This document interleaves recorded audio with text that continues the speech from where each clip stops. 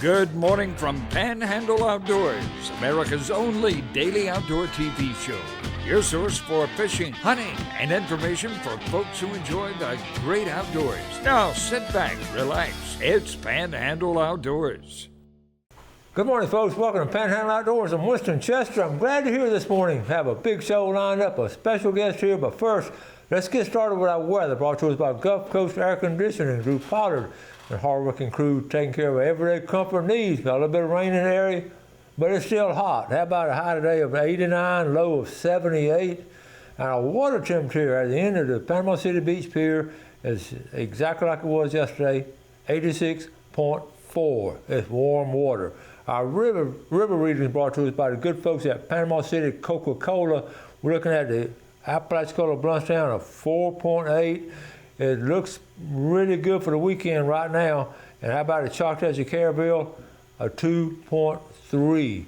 Our tide chart brought to us by Kent Forest Lawn. We're looking at strong tides, high tide this morning at 10:17. So just fish it this morning in the early incoming tide.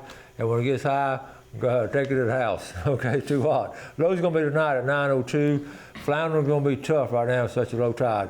Marine forecast brought to us by Rancho Copy Company, Ariel Payne's company, doing a great job there. We're looking at a southeast at 10 to 20. All right, let's take a break. We'll come back with our special guest.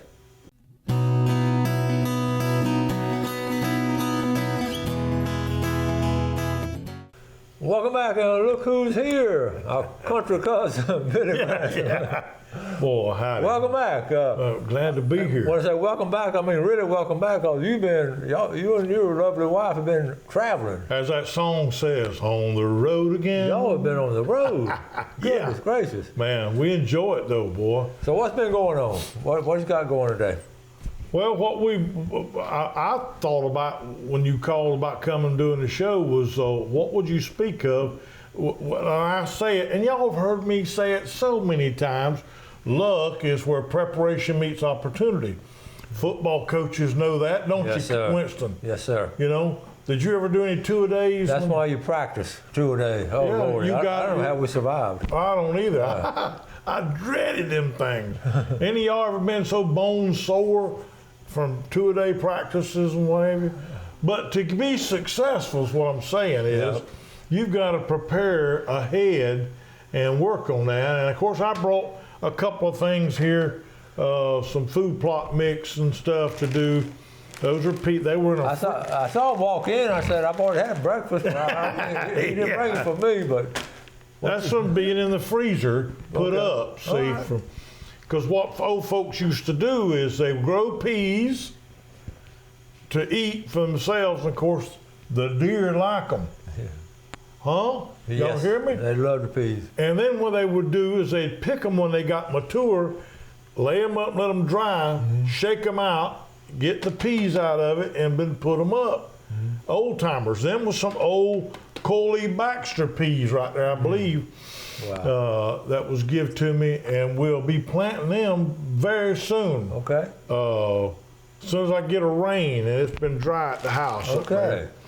And the deer will eat them up. They will eat them peas. And the reason is to keep them around there, hanging out. That's And right. then you put out that winter mix. What you think? So you got this natural peas right here, and then you just supplement it with some good.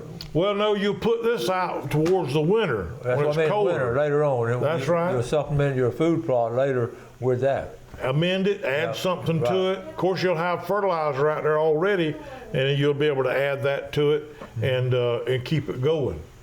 Good deal. Good deal. I got my game camera prepared to put it back out again, and we've talked about that a bunch about people having those things, and they're so beneficial. Yeah. Have you got one on your place up there? Yeah, I do. It's amazing. It really is. Yep. You ain't seeing no bears or anything? Oh, every now and then I see one. I haven't seen one lately. I think they're just staying down in the water. They ain't coming up on the hill. I think they're staying cool down there. The one that was the one was at Appalachia was not seen recently. Yeah. He's probably got deeper in the woods where it's cooler and I think so. where you can get it out of the water real good and all. But of course, Well, I'm getting a good picture from the viewers that David Bird sent one of a mom and 2 cubs in his backyard, just playing around in the backyard. Look here, they have crossed that barrier of I-10 and got more pronounced on the north side of I-10 now. That's a good point. They really have. Yeah. More and more sightings of them. More and more. Because it used to be all down here around the Apalachicola Forest. That's right. And around the river. Southern Calhoun County. They kept going up. Yep. I think they just followed the river. Just went north of the river and the tributaries and just got on up there. Yeah. And moved up. Yeah. There's no lack of hogs from food or fawns. There's an abundance of deer north in Jackson County, just an abundance of them up there. And we've talked before, they're not going to farm in Appalachian management no more. The boys that were farming in there before said, I can't do it no more and make any money. Yeah. Because of population, which is a good thing. And of course, y'all have heard me talking about they give out doe tags this year. Yeah. So the hunting season's coming on.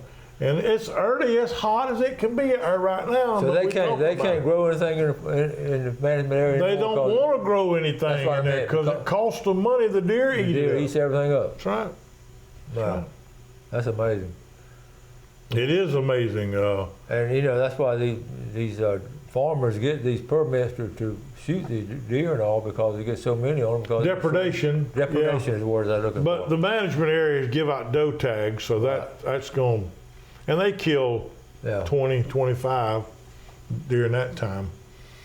But it's all good. It's recreation. Yeah. Well, and it's fun. Put some meat in the freezer. I tell you what, it's good all year round, isn't it? It's try to have some fun. And I leave, I'll just say, early in the winter, I leave going to Texas to go out there and hunt a little bit. Okay. Yeah, I'm going to go out and do not a little bit. Matthew inspired me. Oh, good. To go out there and see what it's like and try something. That sounds like fun. I won't talk about it. Let's take a quick break. We'll be right back.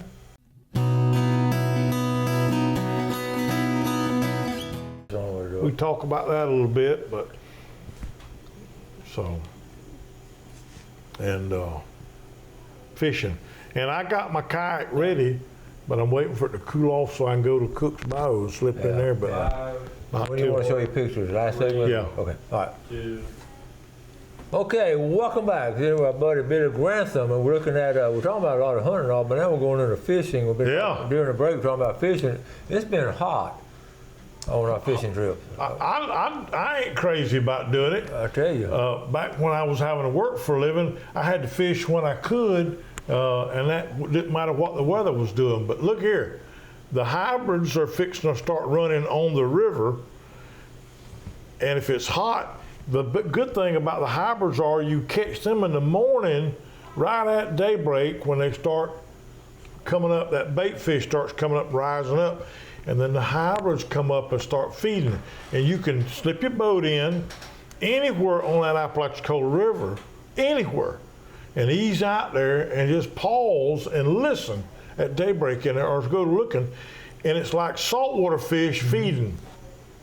And just ease up there and throw that old, I throw a white or ivory colored fluke, or throw the Alabama rig is good for them, but throw it up there amongst them and you'll catch them 2-pounders easy, 2 and even a 3-pounder, and you may catch 4 or 5. Now, you may sit out there for an hour or 2, but most of the time they'll start hitting right at daybreak. And you'll be out of there and headed to the house by 9 o'clock. That's the way you do it. When it starts getting hot, just go to the house, clean your fish, clean your fish, and go get you a shower and sit down and take it easy and be successful. And fry them up for supper. Yeah, fry them for supper, or put them on the grill and blacken them, or whatever. But I like to do that. My son-in-law likes to do that, and Ricky Davis from there in Sneed's, he's good at it. Ooh, I like to watch him. How's he do it? That's just what I just told you. He gets out there in the morning and standing there in the boat watching until they don't start striking till all right at daybreak. Okay. and they just go to tearing the water up over there or over there, and you ease over and throw in amongst them. So you're going toward the sound, basically. You hear them and then you see them, and then you cast in. Yeah, I put in at Chattahoochee. And of course, you can go up or down that river either way, but just ease up there and anchor off and just stand there, because that sun will start coming up and they go to boom, boom, boom, boom, thrashing over there. You catch me, Winston? That's him right there. Yeah. Now, we used to do in that area, Aspalaga Landing, we went up toward the I-10, where the I-10 bridge is. I know now. what you're talking about. And we, Dad and I would catfish right there, sort of, right on the bottom there. I got you. And we had good luck, because they were down on that cooler water. But we're using catawba worms. Yeah, yeah. How's the catawba crop doing? Terrible. See? I had to get a fella from Holmes County, bring some over to me, trying to establish them on my tree. Ned Maxwell, you listening to what I'm saying? I ain't got none still. I put some out there, hoping they would take off. Ned is good about this. We're going to have to start a group called the Catawba Preservation Society or something like that. And we've got to work together to preserve our catawba worms, because they're few and far between. In some areas they do, but this line where that hurricane come through, it somehow either the rain or something devastated them. Yeah, yeah. And it is great bait. It is great bait for catfish. Yeah. I got Ned to come around on the show and talk about it one time. Hey, see, you done got yourself backed into a corner, ain't you? So that's a good time to go fishing there. Up on the lake itself, up around Sneeds, anything going on the lake? Seminole? Late in the day. Sometimes you get them thunderstorms come through, and it comes through and it drops that temperature down. It calms the water and it makes it feel better. And them guys are putting in the water at 5 o'clock, 4:30 when that thunderstorm comes through. Then they're fishing out there. But a lot of times they ain't. But it is what it is. It's going to change here directly. Yeah. I said on the show, July and August are the most challenging months there is for fishing. Yeah. Freshwater and the bay system too. All right, so what else you got? You got a whole list of stuff talking about. Well, dove season's coming up. Did you know deer absolutely love peanut vines? Now, y'all don't know about that down here in Bay County, but peanut vines, the deer love them. So anywhere up there in the afternoon, I like to get my pickup truck and ease down the road and catch any of them peanut fields. And that place will be full of deer standing around out there, all around there. It's fun to watch and see. I might send Winston some pictures and show them off to you to prove that I know what I'm talking about. Of course, everybody lives up there knows what I'm talking about. Yeah. But it always fascinates me the difference between right here on the coast and then right up there in Jackson County and Gaston County. Yeah, Holmes County up there. Holmes, how the soil has changed and you grow all these crops. Yeah, the peanuts, and they've gotten good rain on them. We hunted some dove up there in Holmes County last year. Matthew and I and Chris did. They wore them out. We got the limit so easy as eating lettuce. It was just fun. Was it a peanut field or a cornfield? Yeah, it was a peanut field. It was just sitting there. That's what I like about a peanut field. Winston, you can sit there in your chair and got your bottle of water. You can scratch yourself if you want to. Get you a pinch of snuff if that's what you do. And sit there and it's like, boom, boom, hey, come here, And it's just, now if you sit there deer hunting, you got to sit there still. You ain't wanting to move around. But dove hunting, you can kind of sit there and look around. Oh, boom, boom. Huh? Some of my all-time fondest memories of growing up as a teenager or a preteen and all with in those dove fields, my dad and my brother. Oh, man. It was just, like you say, just full action. Back then, he had old double barrel, and we had a single shot, but we still got our we only had one shot to shoot a dove. It's fun. And we thought once we got a little bit older, he let us get an automatic. And man, he shoot 3 times. 1100 or something, That was a big deal. Yeah. It was a single shot 20 gauge, and that's what we were using. But that's how we learned to be a good shooter. You didn't waste a lot of shells. Right. You took right. your time on it. But yeah, dove shoots are still a classic. They are popular, Yeah. boy. And the more the merrier when you got a big field. Yeah. I know a few guys up there that don't want nobody else in the field with them. Yeah. And I don't understand that because it keeps them doves moving if there's enough of them out there. Yeah, one of my favorite stories, teenager, some of us football players went out. My dad sent us to it. He had a buddy said, a friend of his said, we'll go hunt that field. But he said, you go and drive the truck through and knock the corn down. Well, which is crazy now to think of that. But actually, so we went up there, I never will forget it, Larry Brandon, bless his heart. We went in the wrong field, and back there around Mount Pleasant, and all those cornfields, they looked the same to us, and we didn't have all the GPS and all. And Daddy said, go down the road, take a left. And we made a big road right through that guy's cornfield. Oh, Lordy. So we had to sell some Coca-Cola bottles and pay them some money for the corn we knocked down. But that's a true story. I never told that story. But That's funny years later to be said that. It wasn't so funny then. It was not funny. Daddy was upset at it. Let's take a break. We'll be mad.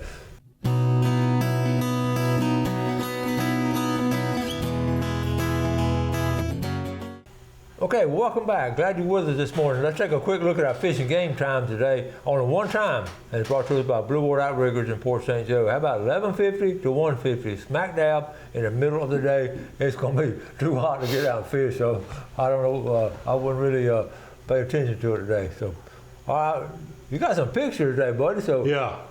check this out. That's some Jackson County Whoa. watermelons. Eric Cloud, he's my country cousin. He's a good duck hunter, Winston. Him and his brother Rodney can duck hunt up there. They do a good job. Obviously a good watermelon farmer. Yeah, they do a great job. That and cantaloupes and what have you. I want to tell you something. Billy is good about bringing us watermelon. Jeff and I watermelons, and I swear they're just at a different level of taste. They taste so good, and Gail and I really enjoy the watermelons you bring us. I know Jeff does too. Make a puppy pull a freight train, huh? That's Miss America. While we was out traveling around, I got a picture, and I thought I was going to show it. Of course, she didn't think I should be bothering doing something like that. Wow, y'all had a good trip. Oh, well, let me tell you what. This is Rocky Mountains to Red Rock. We flew from into Denver. Okay. And then rode the train to Moab, Utah. Travels only at daylight. We traveled all of a day and spent the night there in Glenwood Springs. Got up the next morning, rode the train again through the Rockies. Wow. That's the train meeting the train, not another train, but itself on switchback. How cool. How about a little brunch right there, Winston? Oh, man. On the train? Yeah, sitting there and relaxing. They brought you one of them parfaits in there. Of course, there is breakfast. That's fancy stuff. How about that breakfast right there? I don't get that down here in Bay County. The gentleman right here was an attendant, Tristan.